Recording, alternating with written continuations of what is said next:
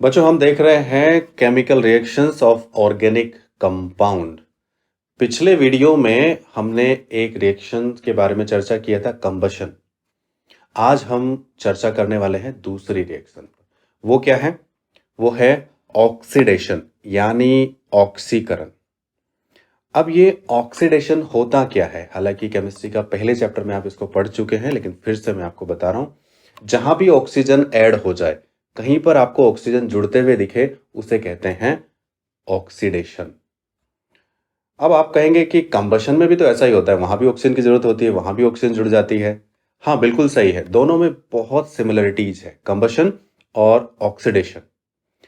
लेकिन कुछ डिफरेंसेस भी हैं, जैसे स्पीड। जब कंबशन होता है तो बहुत स्पीड में ऑक्सीजन जुड़ती है, और जिससे जुड़ती है उसकी एनर्जी तुरंत बाहर निकालती है। जैसे लकड़ी जलाई तो लकड़ी जलने पर क्या होगा, उसमें से एनर्जी बहुत स्पीड में बाहर निकलेगी, और इतनी तेजी से निकलेगी वो दूसरों को नुकसान भी पहुंचा सकते हैं। यानी जलती हुई लकड़ी को आप पकड़ेंगे तो नुकसान हो सकता है। लेकिन ऑक्सीडेशन कंबशन जैसा ही है, लेकिन स्लो स्पीड के साथ में। यानी धीमे धीमे ऑक्सीजन जुड़ेगी और धीमे धीमे एनर्जी निकलेगी। तो ऑक्सीडेशन का मतलब समझ आया? बहुत धीमे धीमे। यहां तक कि हम जो खाना खाते हैं वो हमारी सेल में, कोशिका में जाता है अंदर, और वहां भी ऑक्सीडेशन होता है हमारे खाने का। यानी वहां भी धीरे धीरे करके ऑक्सीजन जुड़ती है और उससे एनर्जी निकलती है। उसी एनर्जी से हम लोग जिंदा हैं। यानी ऑक्सीडेशन होता है हमारी हर सेल के अंदर। तो कंबशन और ऑक्सीडेशन में अंतर समझ आया? स्पीड में फर्क है एक तो, और भी हैं, उनके बारे में डिस्कस नहीं करेंगे ज़्यादा। देखिए, एक रिएक्शन बहुत इंपॉर्टेंट है आपकी 10th क्लास के नज़रिए से, इसको आप ज़रूर याद कर लेना। इसमें क्या हुआ है? इसमें आप ध्यान दीजिए, C2H5OH यानी एथेनॉल या इथाइल अल्कोहल या शराब, पीने वाली जो शराब है वो यही है। इसमें क्या हो रहा है? इसमें ऑक्सीजन ऐड हो रही है। कहाँ से? आप देखिए, यहाँ दिख रहा है आपको KMnO4, और KMnO4 क्या करेगा? अपनी ऑक्सीजन निकाल के इसमें ऐड करेगा। या अगर KMnO4 नहीं लिया आपने, तो नीचे देखिए क्या लिखा है, K2Cr2O7। इसमें भी ऑक्सीजन है, या तो फिर ये ऑक्सीजन इसमें ऐड करेगा। कोई भी एक ले सकते हैं, दोनों में से आपकी मर्जी है। अगर KMnO4 लेते हैं तो एल्केलाइन लेना पड़ेगा, एल्केलाइन हिंदी में क्षारीय। और K2Cr2O7 लेते हैं तो उसके लिए एसिडिक लेना पड़ेगा, और उसके बाद फिर इसको गर्म करना पड़ेगा। और देखिए आगे क्या बन रहा है? एथेनॉल से बन गया हमारा एसिटिक एसिड, जिसे हम सिरका भी कहते हैं, या IUPAC नेम है इसका, एथेनोइक एसिड। तो मोस्ट इंपॉर्टेंट रिएक्शन इस चैप्टर की, याद कर लेना इसको, ये कई बार पूछी जाती है। ओके, अब जो चीजें आपको ऑक्सीजन दें, जैसे K2Cr2O7 और दूसरा KMnO4, इनको क्या कहेंगे? जो भी हमें ऑक्सीजन दे उनको कहते हैं ऑक्सीडाइजिंग एजेंट, या हिंदी में ऑक्सीकारक। ओके, क्योंकि ये हमें ऑक्सीजन देते हैं। तो ये थी हमारी सेकेंड रिएक्शन, ऑक्सीडेशन रिएक्शन। आइए थर्ड रिएक्शन की तरफ चलेंगे, और थर्ड है एडिशन रिएक्शन, संकलन अभिक्रिया या योगात्मक अभिक्रिया। तो नाम से पता चल रहा होगा, जब कोई चीज ऐड हो रही हो, जब दो या दो से ज्यादा चीजें आपस में ऐड हो जाएं, उनको कहते हैं एडिशन रिएक्शन। और ऐड होने के लिए कुछ कंडीशन है। जैसे अगर कार्बन के बारे में पढ़ रहे हैं, तो कार्बन की कौन सी चीजों से ऐड हो सकती हैं दूसरी चीजें? जिनमें डबल बॉन्ड या ट्रिपल बॉन्ड हो। क्योंकि डबल बॉन्ड और ट्रिपल बॉन्ड होने का मतलब है कि उनके पास जुड़ने की जगह है। जिनमें सिंगल बॉन्ड है उसमें जुड़ने की जगह नहीं है, कोई और एक्स्ट्रा चीजें आके जुड़ नहीं सकती। आप सोचिए, एक बेंच के ऊपर 4 बच्चे बैठे हैं और 4 बच्चों को बैठने की जगह है उसमें, तो क्या पांचवा बच्चा बैठ पाएगा? नहीं। लेकिन अगर 4 बच्चों की जगह है एक बेंच पर और 3 बैठे हैं, यानी एक जगह भी खाली है, वहां ऐड हो सकता है।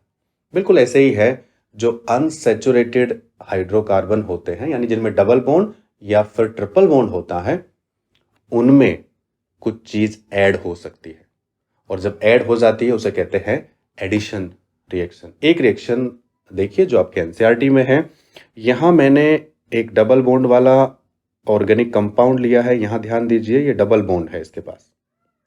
और साइडों में ये R दिखाया है और इनका मतलब आप जानते हैं एल्काइल ग्रुप यानी कार्बन की चैन हो सकती है।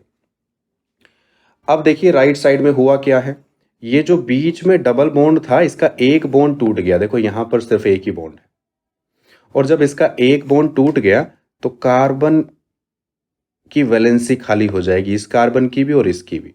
और इनसे क्या जुड़ेगा, यहाँ देखिए यहाँ हाइड्रोजन है तो एक हाइड्रोजन इस कार्बन से और दूसरा इस कार्बन से जुड़ जाएगा और वहां देखिए ये दोनों हाइड्रोजन यहाँ जुड़ते हुए दिखाया है, तो ऐड हो गई सीधे सीधे।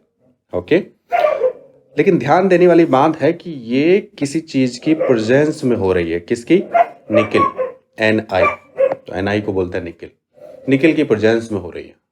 तो जब किसी रिएक्शन को कराने के लिए कुछ चीजों की जरूरत पड़ती है उन्हें कहते हैं हम कैटालिस्ट या हिंदी में उत्प्रेरक। तो यहां निकिल क्या काम कर रहा है? एडिशन रिएक्शन में कैटालिस्ट का काम कर रहा है, उत्प्रेरक का काम कर रहा है। यानी ये रिएक्शंस का जो स्पीड है उसको बढ़ा दे रहा है।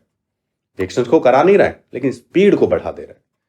ओके, अब ये रिएक्शंस हमारे लाइफ में कहाँ काम आती है?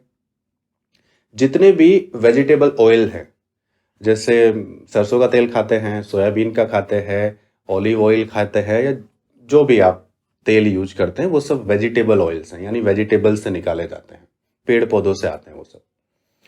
वो सब होते हैं अनसैचुरेटेड हाइड्रोकार्बन। अब अनसैचुरेटेड हाइड्रोकार्बन में डबल या ट्रिपल बॉन्ड होते हैं, यानी उनमें कुछ चीजें ऐड करने की जगह होती है।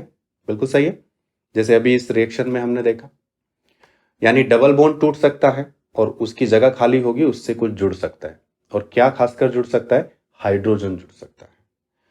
तो कभी कभी फैक्ट्री में क्या करते हैं, ये वेजिटेबल ऑयल्स लेके इनके ऊपर हाइड्रोजन गैस पास कराई जाती है। तो हाइड्रोजन गैस क्या करती है? निकिल की प्रेजेंस में ये ऐड हो जाती है ऑयल्स के साथ, और ऑयल के साथ ऐड होने के बाद क्या हो जाएगा? उनका डबल बॉन्ड खत्म हो जाएगा, सिंगल बॉन्ड आ जाएगा, यानी वो बन जाएगा सैचुरेटेड हाइड्रोकार्बन। और सैचुरेटेड होते ही वो ऑयल नहीं रह जाएगा, फिर बन जाएगा वो घी। ओके, देसी घी नहीं, लेकिन वेजिटेबल घी। ओके, घी होता है थोड़ा सा सॉलिड फॉर्म में और ऑयल होता है लिक्विड फॉर्म में, ये थोड़ा सा अंतर है। तो वेजिटेबल घी भी शायद आपने खाया होगा, डालडा नाम से एक ब्रांड आता था, अभी भी शायद उस नाम से ही लोग मांगते हैं उसको। ओके, तो जो भी वेजिटेबल घी है वो कैसे बनाया जाता है? ऑयल से, तेलों से। तेलों के ऊपर हाइड्रोजन की रिएक्शन कराई जाती है निकल की प्रेजेंस में, और हाइड्रोजन जुड़ जाती है, ऐड हो जाती है, और फिर उससे घी बन जाता है। ये है एडिशन रिएक्शन। तो हमारे खाने के लिए कौन ज्यादा अच्छा होता है, ऑयल्स या घी? देखिए, साइंटिस्ट बताते हैं कि जो अनसैचुरेटेड हाइड्रोकार्बन है वो हमारे लिए ज़्यादा अच्छे होते हैं, यानी ऑयल्स। और घी हमारे लिए उतना लाभदायक, उतना बेनिफिट देने वाले नहीं होते हैं, ऐसे साइंटिस्ट कहते हैं। बाकी जो आपको अच्छा लगता है वो खाइए बच्चों, दोनों ही चीज़ें अपनी अपनी जगह ठीक हैं। ओके, तो ये थी एडिशन रिएक्शन। एक और रिएक्शन है जो ऑर्गेनिक कंपाउंड देते हैं, वो कौन सी है? आइए देख लेते हैं। ये है सब्स्टिट्यूशन रिएक्शन या प्रतिस्थापन अभिक्रिया। सब्स्टिट्यूट, ये वर्ड आपने कहीं सुना है क्या? क्रिकेट का मैच आप देखते हैं या फुटबॉल या कोई भी गेम देखते हैं, उसमें कभी कभी क्या होता है, एक खिलाड़ी जब बाहर जाता है तो उसकी जगह दूसरा आ जाता है, उसको कहते हैं सब्स्टिट्यूट, यानी एक की जगह पर दूसरे का आना।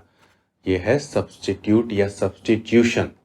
ओके, तो रिएक्शन में जब एक चीज हट जाए और उसकी जगह दूसरी चीज जुड़ जाए उसे कहते हैं सब्स्टिट्यूशन रिएक्शन। एक रिएक्शन आप ले लीजिए, देखिए यहां पर मैंने लिया है ये मेथेन CH4 और इसमें सब्स्टिट्यूशन कराना है, यानी पहले इसमें से एक H निकालना पड़ेगा और फिर उसमें जाके Cl जुड़ेगी। आप देखो राइट साइड में यहां हाइड्रोजन एक कम हो गया, पीछे कितनी थी हाइड्रोजन? 4, अब यहां कितनी हो गई? 3, और जो एक हाइड्रोजन गई उसकी जगह आ गई है क्लोरीन यानी Cl। और मेथेन से जो हाइड्रोजन निकली और एक Cl जो बची, वो दोनों मिलकर क्या बनाएंगे? HCl। ओके, तो ये है सब्स्टिट्यूशन रिएक्शन। ये वैसे तो saturated hydrocarbon substitution reaction easily नहीं देते, लेकिन कुछ खास कंडीशन में देते हैं, जैसे सनलाइट की प्रेजेंस में, सूर्य की रोशनी है तो ये रिएक्शन हो सकती है। ये सब्स्टिट्यूशन तब तक हो सकता है जब तक सारी जगहें खाली ना हो जाएं। जैसे यहाँ अभी एक H हटने के बाद कितने H बचे हैं? 3। ये भी हटाए जा सकते हैं और उनकी जगह Cl आ सकता है। ओके, जैसे अगर इसको मैं आगे ले लूँ CH3Cl और उसकी दोबारा से Cl2 से रिएक्शन कराऊं तो क्या होगा? उसका एक H और चला जाएगा और उसकी जगह खाली हो जाएगी। अब बचेगा CH2 और Cl एक तो पहले ही था, एक और आ गया। ठीक है, और जो H निकला वो बची हुई Cl के साथ मिलकर HCl बनाएगा।